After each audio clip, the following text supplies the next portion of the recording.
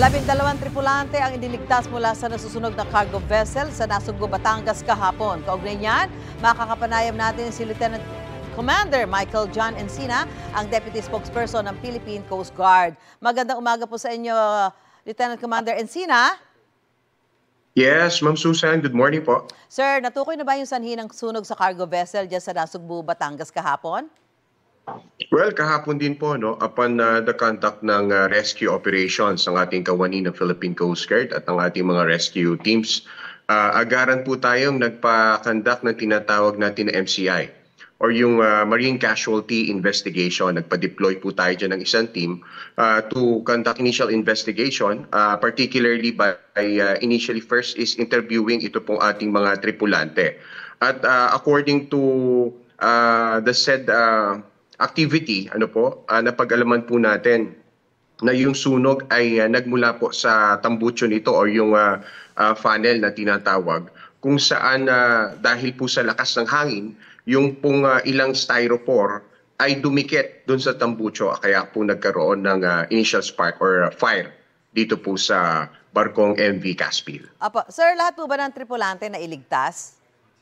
Yes po, lahat po ng 12 tripulante nitong MV Caspil has been properly rescued. Nabigyan din po natin ito ng first aid treatment agad-agaran.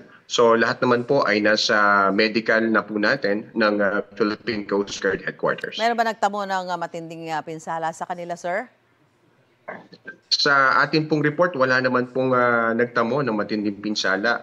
At ang kagandahan po nito, nung pong na-receive ng PCG, yung information na may report po na nasusunog, agad-agaran po tayo nagpa-deploy ng barko, agad-agaran po nating inactivate yung pong ating quick response team dito po sa may area ng Maragondon. Kaya po mabilisan din po nating nasagip yung mga crew nitong barko. Apo, sir, ano ho yung karga ng cargo vessel? May kailangan ba ikabahala sa mga karga nito?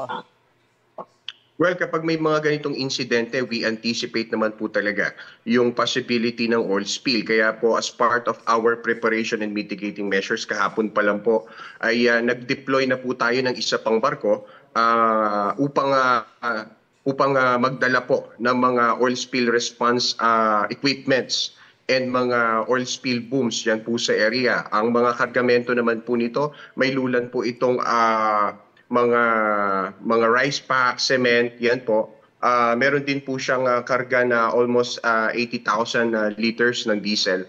So ito po yung ating ina-anticipate at ating pinaghahandaan.